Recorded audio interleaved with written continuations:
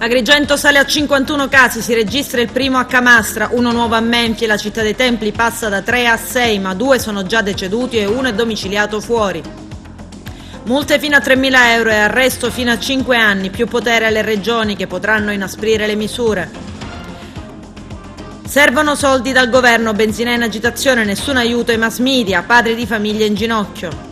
Braccio di ferro tra Sicilia e Calabria, il sindaco di Messina vuole proteggere l'isola bloccando gli arrivi, traghettano donne incinte e bambini ma dovranno denunciarsi e fare la quarantena.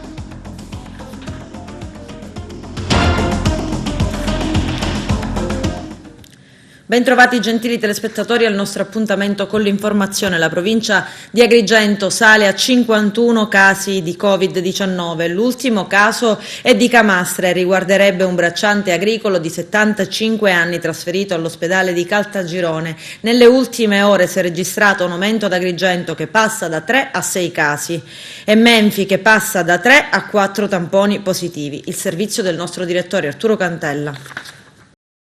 Numeri in continuo aggiornamento e che spesso non vanno di pari passo con le varie comunicazioni ufficiali e quello relativo ai casi di coronavirus nella nostra provincia. Il dato che però emerge purtroppo è quello di una tendenza in aumento dei casi del Covid-19 in provincia di Agrigento, come ci è stato comunicato nel quotidiano appuntamento in videoconferenza tra la Prefettura di Agrigento e la stampa agrigentina per l'aggiornamento del bollettino. L'ultimo dato fornitoci dalla Prefettura è datato 24 marzo ore 17 e bisogna tenere conto della situazione dinamica in continuo aggiornamento e della differenza degli enti nell'orario di rilevamento e accertamento dei casi.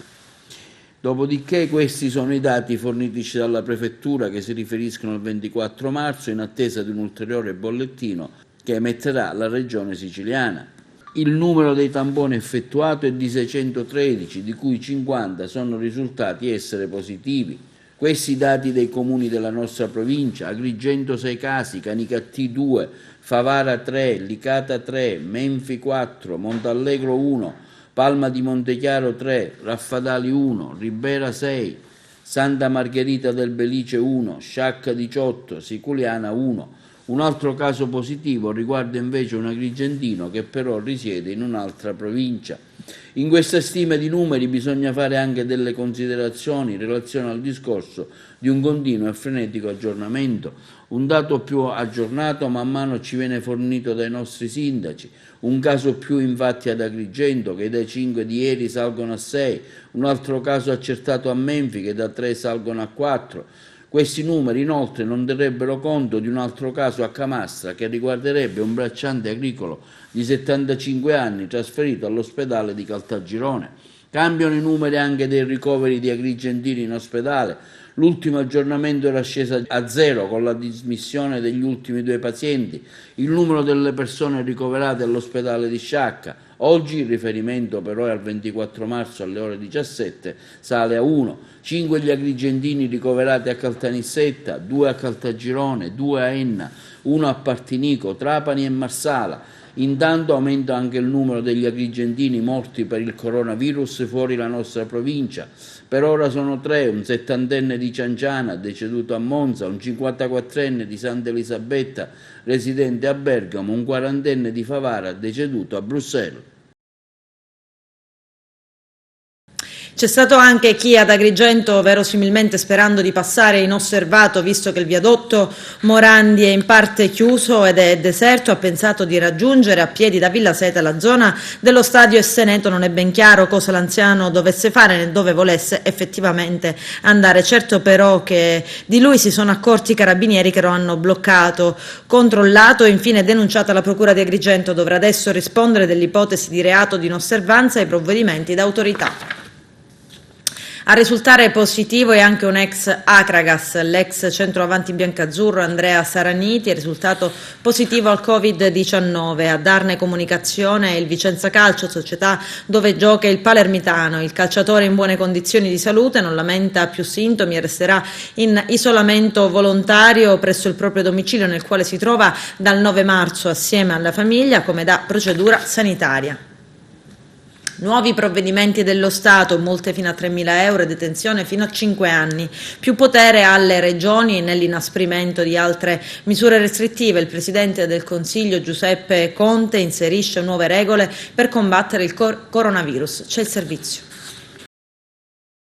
Nuovo decreto approvato dal Consiglio dei Ministri. Ieri il Premier Giuseppe Conte è tornato a parlare all'Italia. Due le esigenze da soddisfare: costringere i cittadini a restare a casa il più possibile usando il deterrente della sanzione pecuniaria e rimediare allo scontro continuo fra governo e regioni, provando a mettere ordine nella filiera istituzionale.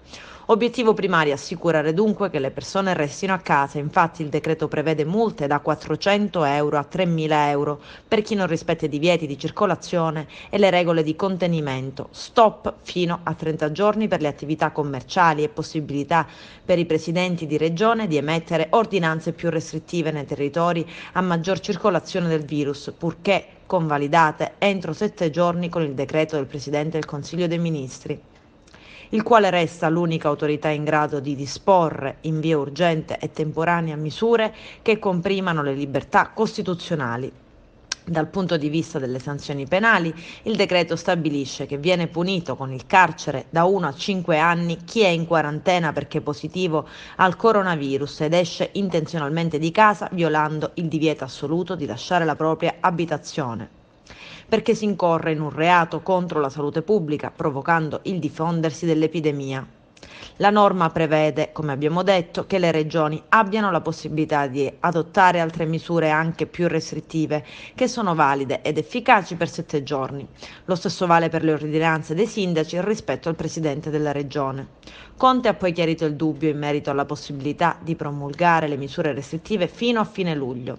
Lo stato di emergenza per 6 mesi non vuol dire, dice, restrizioni fino al 31 luglio. Siamo pronti ad allentare le misure in ogni momento, speriamo prestissimo. Nessuna prospettiva invece sulle festività di Pasqua. E il Premier Conte torna a precisare che la filiera alimentare sarà garantita, come anche il rifornimento del carburante. La ministra De Miceli adotterà un'ordinanza che consentirà di regolamentare l'orario di apertura in modo da assicurare il rifornimento di tutta la penisola. I benzinai sono in stato di agitazione perché dicono: non siamo più nelle condizioni di assicurare né il necessario livello di sicurezza sanitaria né la sostenibilità economica del servizio. Il nostro direttore Arturo Cantella. I benzinai hanno minacciato di chiudere gli impianti di rifornimento su autostrade, raccordi e tangenziali nei giorni successivi lungo la viabilità ordinaria. I benzinai stanno protestando, hanno fatto sapere i sindacati di riferimento della categoria, che rappresentano 100.000 persone in tutta Italia, per una riduzione delle loro attività pari a circa l'85%, non sono dunque in grado, dicono, di assicurare la sostenibilità economica del servizio e il livello di sicurezza, cosa che ci è stata confermata anche dal rappresentante agrigentino del sindacato Riccardo Di Benedetto della Federazione Italiana Gestori Impianti Stradali Carburanti, associata alla Confcommercio. In una nota i sindacati hanno detto che c'è una categoria di persone che senza alcuna menzione ha finora assicurato e senza alcun sostegno né di natura economica né con attrezzatura sanitaria adeguata il pubblico servizio essenziale di distribuzione di energia e carburanti per il trasporto di beni e persone. Come potranno pagare le forniture o le accise allo Stato, considerato che le vendite già basse nel nostro Paese non arrivano al 25% degli erogati usuali? Come potranno pagare gli stipendi e i contributi ai dipendenti nelle condizioni attuali nelle quali il giro del denaro che li tiene in piedi si è fermato? Come potranno pagare le richieste delle banche che hanno loro concesso dei fidi e che oggi registrano un azzeramento dei movimenti? Il drastico calo del fatturato che in questo momento in Italia coinvolge ovviamente non solo le stazioni di servizio, non è l'unico motivo di sofferenza per loro, che nelle ultime settimane sono state colpite tra l'altro dal calo generalizzato e internazionale del prezzo del petrolio. La Commissione di garanzia sugli scioperi nei servizi essenziali ha chiesto alle organizzazioni sindacali dei benzinai di revocare immediatamente l'astensione dal lavoro, invitando tutti i sindacati in generale a non organizzare scioperi fino al prossimo 30 marzo a causa dell'emergenza in cui ci troviamo. Uno stop progressivo all'attività dei benzinai che era stato proclamato è stato chiesto dalla Commissione Garanzia, dall'attuazione della legge sullo sciopero nei servizi pubblici essenziali e quindi a revocarlo. Anche dal Premier Conte in serata è arrivato un monito, un invito tutti a soprassedere sull'annunciato progressivo stop degli impianti di benzina perché è un servizio essenziale. Troveremo una soluzione con la ministra De Michelis, ha detto Conte, ma non possiamo consentire che si arrivi a un'interruzione di questo pubblico servizio. Intanto, ultima notizia, il ministro dello sviluppo economico Stefano Patuelli ha convocato una conference call con i presidenti delle associazioni di categoria e dei distributori di carburante che avverrà in serata. Da quanto si apprende, l'invito è tutti a soprassedere sull'annunciato progressivo stop agli impianti di benzina perché è un servizio essenziale. Il ministro ha affermato: troveremo una soluzione, ma non possiamo consentire che si arrivi a un'interruzione di questo pubblico servizio. Ti ritieni soddisfatto tu con queste misure che adotterà il governo Conte oppure no? Al momento assolutamente no, le reputo insufficienti e principalmente non chiare. Io ho parlato qualche giorno fa con il mio consulente per sapere cosa fare, cosa avevano previsto, e anche loro non hanno saputo darmi una risposta perché in effetti ancora non ci sono i decreti attuativi. La paura tua qual è? Con questi 600 euro non so cosa farmene oltre che andare a fare la spesa, forse se ne bastano. Se io le dovessi usare per la mia attività non mi basterebbero neanche per pagare la bolletta della luce, che io pago circa 1.000, 1.200, 1.300 al mese di corrente, anche se io non consumo corrente, ma ci sono sempre quelle 300-400 euro di quota fissa. Sono delle spese che ci sono ugualmente anche se stiamo chiusi. È vero che dobbiamo prima pensare all'aspetto sanitario, però ci vuole l'occhio lungo per pensare a cosa accadrà fra 15 giorni, non fra 2 mesi. Penso che fra 15 giorni, se la cosa non si risolve, il 50% delle aziende falliranno o quantomeno andranno tutti in protesta. È fine mese, sappiamo tutti come funzionano i pagamenti. Alcuni fanno finta di non sapere che a fine mese molti fanno dei pagamenti con assegni postdatati, anche se sono vietati, dovranno essere pagati. Ma chi potrà pagarli visto che non si incassa un centesimo? Almeno io non incasso una lira da 15 giorni. Fra voi artigiani vi scambiate le chiamate telefoniche, i pareri? Sì, assolutamente. Siamo tutti nella stessa barca. Non abbiamo potuto consegnare perché nessuno ci avrebbe ricevuto. Lavori lasciati a metà, lavori consegnati tempo fa che i clienti non ci pagano perché per esempio io ho fatto dei lavori ed entrambi sono costretti a stare chiusi. Giustamente mi dicono: ma io come faccio a pagarti se qua non incasso? C'è tutta una serie di problemi che andrebbero affrontati attività per attività, quantomeno categoria per categoria. In questo momento ti senti tu vicino il governo? Ti senti no, tu... assolutamente no. Non so nei prossimi giorni cosa accadrà, ma al momento no, perché le rassicurazioni che ci danno non ci rassicurano per niente. Non c'è niente di chiaro. Se non si risolve entro 15 giorni, buio, brutto. Per i dipendenti io ho fatto la richiesta di cassa integrazione, ma anche per questo è ancora tutto in aria, non si sa se deve pagarlo all'INPS, se deve pensarci la regione, tutto in alto mare perché non c'è niente di concreto.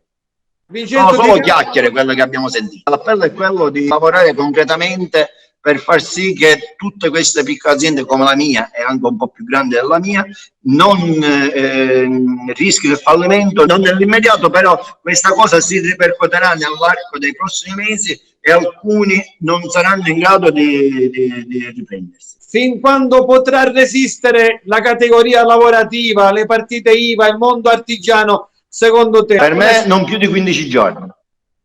Addirittura? Sì, passato il marzo poi saranno problemi. Ed il governo si è anche dimenticato dei mass media, i dettagli nel servizio.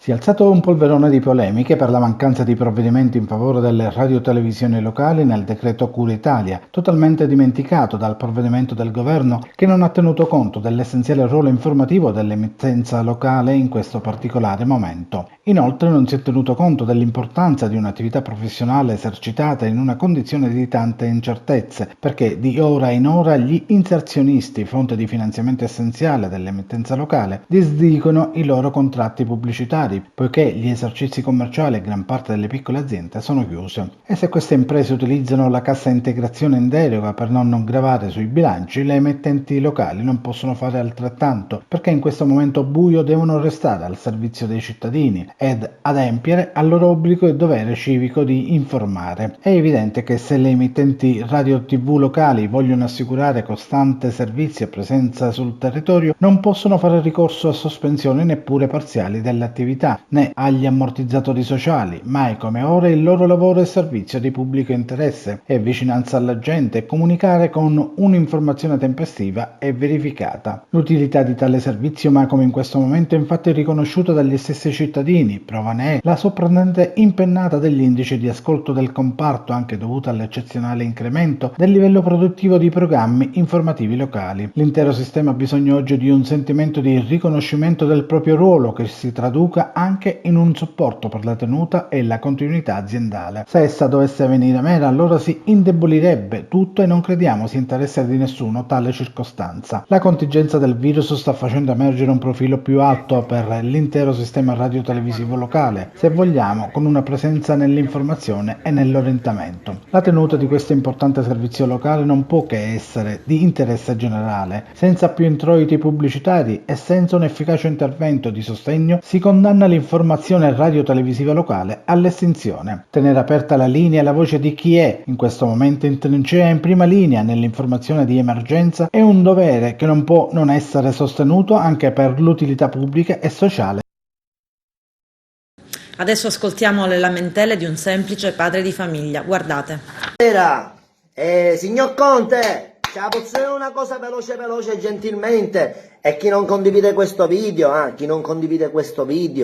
secondo me vi sta bene allora per come siete, perché quello che dico io secondo me lo vogliono sapere tutti. Gentilmente, signor Conte, stasera, no domani però, stasera ce lo vuole dire in diretta quando è che mandate i primi aiuti.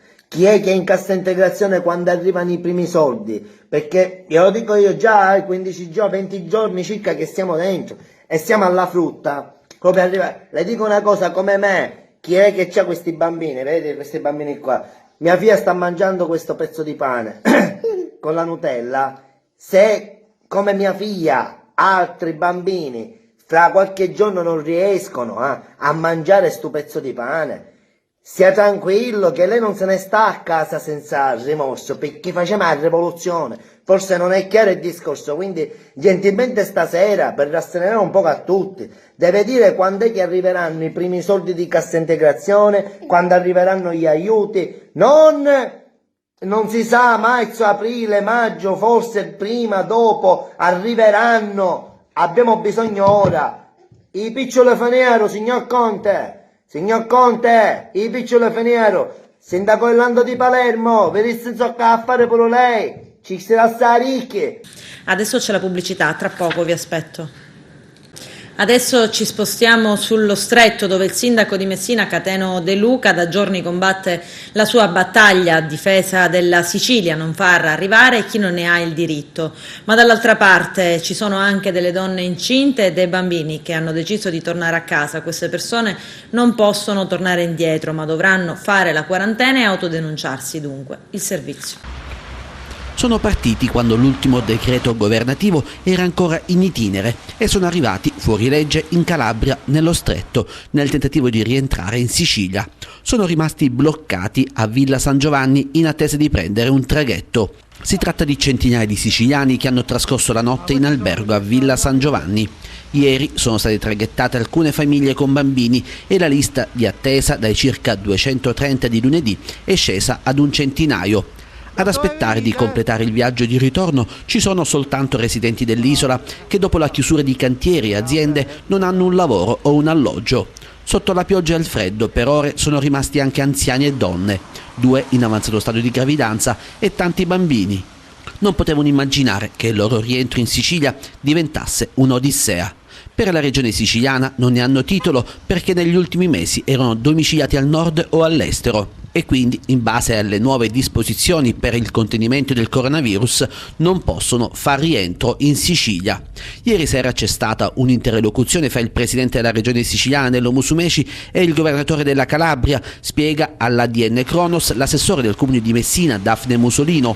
A Villa San Giovanni c'erano 50 persone, 50 sono arrivate a Messina e sono state scortate all'Hotel Europa nella zona sud della città dove rimarranno in isolamento. Le altre 100 sono rimasti in Calabria. Sono tutte persone senza autorizzazione, continua l'assessore messinese, e che sono state denunciate. Dovevano tutti recarsi in altre parti della Sicilia, tanto che stanotte nell'albergo dove sono stati portati ci sono stati alcuni momenti di tensione con la polizia perché non volevano rimanere lì.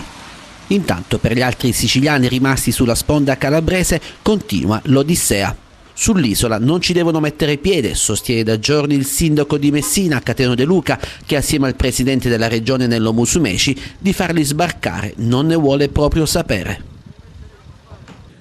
E c'è un nuovo piano del governo Musumeci che prevede vari step. È stato illustrato durante una conferenza stampa a Palazzo d'Orleans dal presidente della regione Nello Musumeci e dall'assessore alla salute Ruggero Razza. Prevede 600 posti di terapie intensive e altri 2.800 posti letto dedicati all'epidemia Covid-19. Lello Casesa. Presentato nel corso di una conferenza stampa il piano del governo nel caso peggiore del contagio Covid-2019. L'incontro, svoltosi a Palazzo d'Orleans, è stato presentato dal presidente della regione Musumeci e dall'assessore Razza. Il programma prevede 600 posti di terapia intensiva ed altri 2.800 posti. Il programma è confermato nella peggiore delle ipotesi per far fronte al piccolo di 7.000 contagiati atteso a metà aprile in Sicilia. Attualmente, ha spiegato Razza, i pazienti contagiati in terapia intensiva sono 67 su un totale di 337 ricoverati e sulla base delle analisi effettuate sull'andamento del virus nell'isola, l'ipotesi prospettate è ancora remota.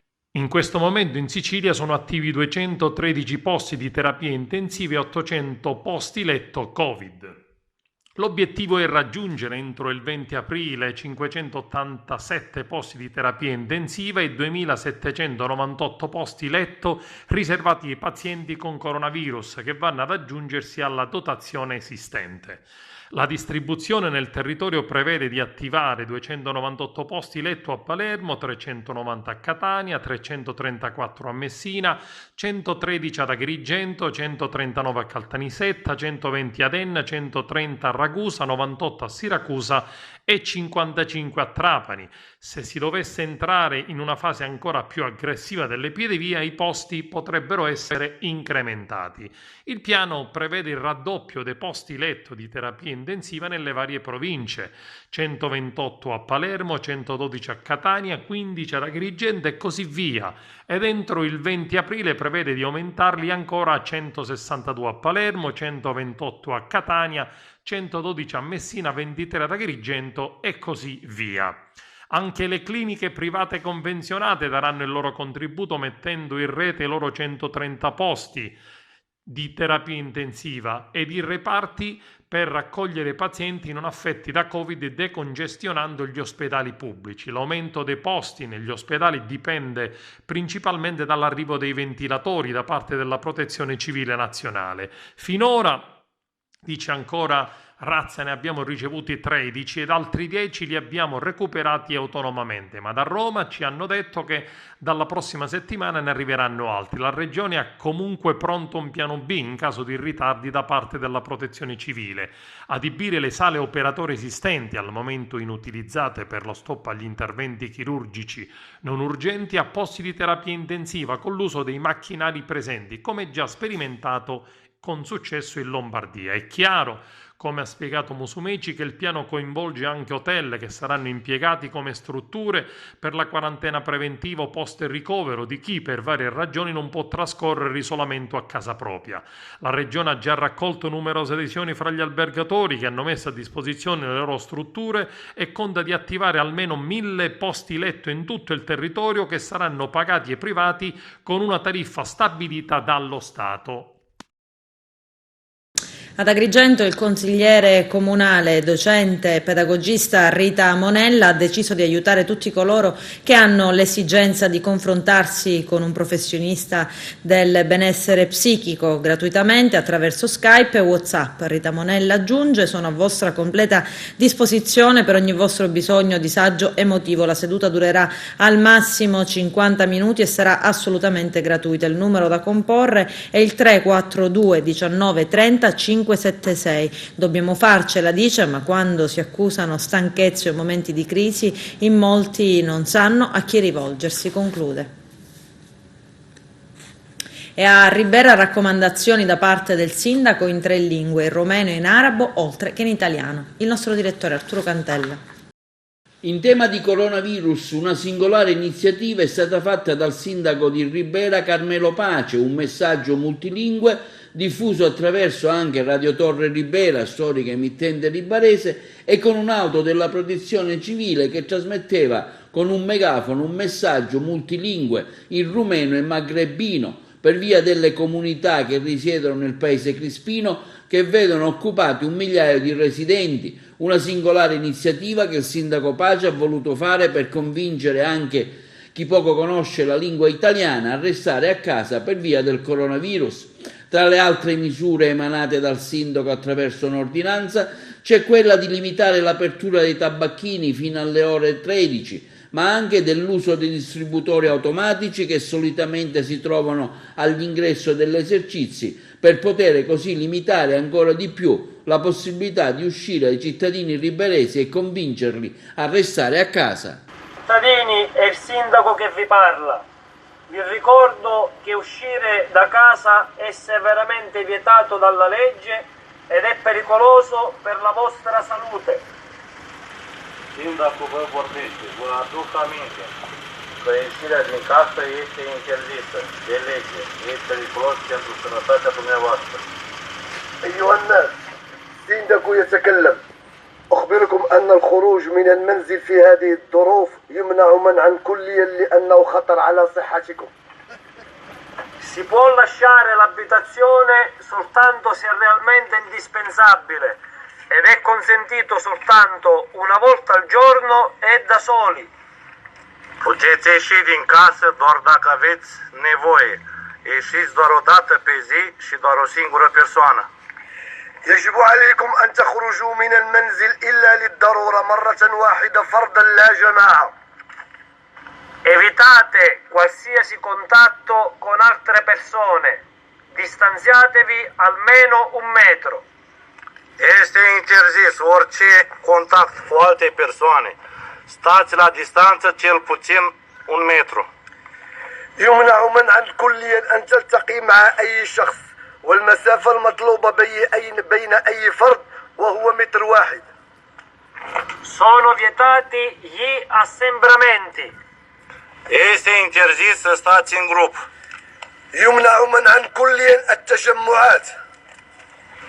Chi non rispetta queste regole sarà denunciato dalle forze dell'ordine. Cine nu respectă aceste reguli vor fi denunțați al forțelor de ordine. ومن لا يستجيب لهذا القرار سوف يعرض نفسه إلى القضاء. Oggi 25 marzo, data che gli studiosi individuano come l'inizio del viaggio ultraterreno della Divina Commedia, si celebra per la prima volta il Dante Dì, la giornata dedicata a Dante Alighieri, recentemente istituita dal governo. Vediamo.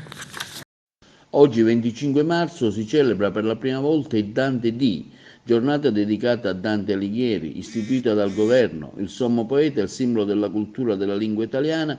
Ricordarlo insieme sarà un modo per unire ancora di più il Paese in questo momento difficile, condividendo versi del fascino senza tempo, orario in cui tutti siamo chiamati a leggere Dante e a riscoprire i versi della commedia, Anche il Comitato di Agrigento ha aderito all'iniziativa promossa dal Ministero dei Beni Culturali.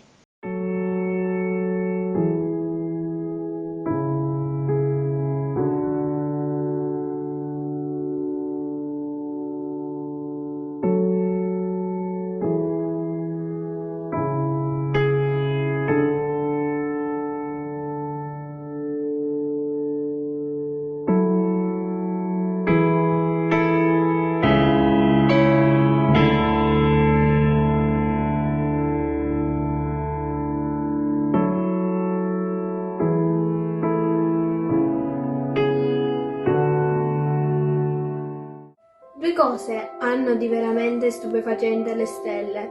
Più sono al buio, più riesci a vederle.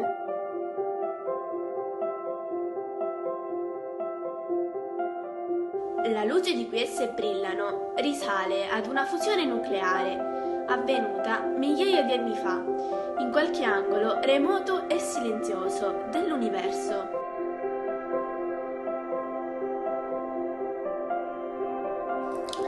Dante ci insegna che anche nella notte più buia e triste è possibile tornare a rivedere le stelle.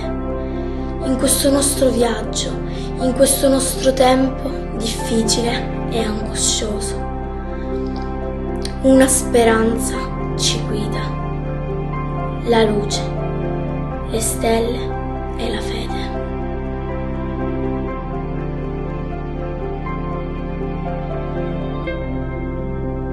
Come Dante che esce dal purgatorio con animo rinnovato e puro, impariamo da questo sacrificio di oggi a salire le stelle, disponibili a fare sempre il nostro meglio per raggiungere la luce.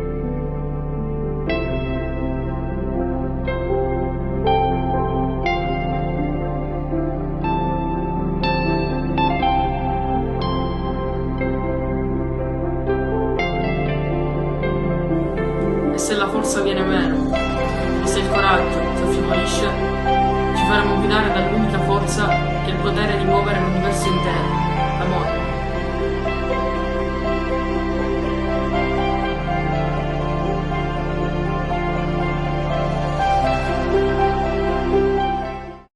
La Corte d'Appello di Catania ha disposto il dissequestro di tutti i beni di Mario Ciancio Sanfilippo. Tra i beni dissequestrati vi sono anche le società che controllano i quotidiani La Sicilia e Gazzetta del Mezzogiorno, le emittenti televisive Antenna Sicilia e Telecolor. Scrivono i giudici nelle 113 pagine della sentenza: non può ritenersi provata l'esistenza di alcun attivo e consapevole contributo arrecato da Ciancio Sanfilippo in favore di Cosa Nostra Catanese. Inoltre, aggiungono i giudici, non può ritenersi provata alcuna forma di pericolosità sociale, né è risultata sproporzione tra i redditi di provenienza legittima e la liquidità utilizzata nel corso del tempo. Avrebbe chiesto un gratta e vinci prima di sparare alla madre della titolare dell'edicola rivendita di tabacchi e poi togliersi la vita. Alla base del folle gesto portato a termine ieri mattina, intorno alle 10:30, all'interno di uno storico esercizio situato nel viale San Martino di Messina, ci sarebbe stato il rifiuto da parte del negoziante di vendere il biglietto, così come prevede l'ultimo decreto del Presidente del Consiglio dei Ministri. Un rifiuto che però avrebbe scatenato in Giuseppe Bucalo, 79 anni di Messina, un rapsus di follia. L'uomo ha uscito la pistola, che a quanto pare deteneva regolarmente, e ha sparato 3 colpi. Il bilancio finale di una mattinata di follia in pieno centro cittadino è di un morto e di un ferito. Il 79enne sarebbe andato in escandescenza e avrebbe estratto un revolver con il quale ha sparato all'impazzata alcuni colpi. Uno ha centrato la madre della titolare dell'attività commerciale. La donna, di 78 anni, è stata trasportata in gravi condizioni al policlinico, dove è stata sottoposta ad un delicato intervento chirurgico per l'estrazione del proiettile. La prognosi resta riservata. L'anziano ha poi rivolto l'arma verso di sé togliendosi la vita. A lanciare l'allarme è stata la titolare dell'attività commerciale, che è rimasta illesa. Un dramma che ha scosso l'intera città dello Stretto, già profondamente colpita dall'emergenza coronavirus, con diversi casi di positività già accertati. E proprio per evitare i contagi da qualche giorno è vietato ogni tipologia di gioco d'azzardo, compreso il gratta e vinci, attività ritenute non essenziali. Con questo è tutto, termina qui l'edizione del telegiornale. Grazie per la gentile attenzione e per essere stati con noi. Prima della sigla c'è un video che abbiamo selezionato per voi. A presto. Non c'è più tempo. Non abbiamo più posti letto dove ricoverare le persone. Siamo costretti a riutilizzare i dispositivi di protezione individuale perché scarseggiano e in molte realtà quelli disponibili non sono idonei. Siamo in pericolo costante. Sappiamo di rischiare ogni giorno il contagio, oltre a vivere la paura costante di portare il virus nelle nostre case. Non c'è più neanche il tempo per piangere, se non al termine dei lunghi turni massacranti. Vediamo una morte che non ha la dignità di essere celebrata. Persone lontane dai loro affetti. Siamo provati, siamo pochi, in ospedale e sul territorio. Andiamo nelle case delle persone come soldati al fronte, senza protezioni, in un territorio che non riesce ad accogliere le enormi richieste di cura. Siamo soli. Se non freniamo questa valanga, pagheremo il più grande tributo, il fallimento dell'intero sistema e di ogni cosa per la quale ha senso vivere. Abbiamo bisogno di ospedali, di personale, subito, ora, non domani. Abbiamo bisogno di professionisti qualificati, non riciclati, non gettati al fronte come pedine. Abbiamo bisogno anche di voi, cari cittadini. Chiudetevi in casa. Ogni uscita apre la porta al virus. Non possiamo più permettercelo. Non c'è più tempo.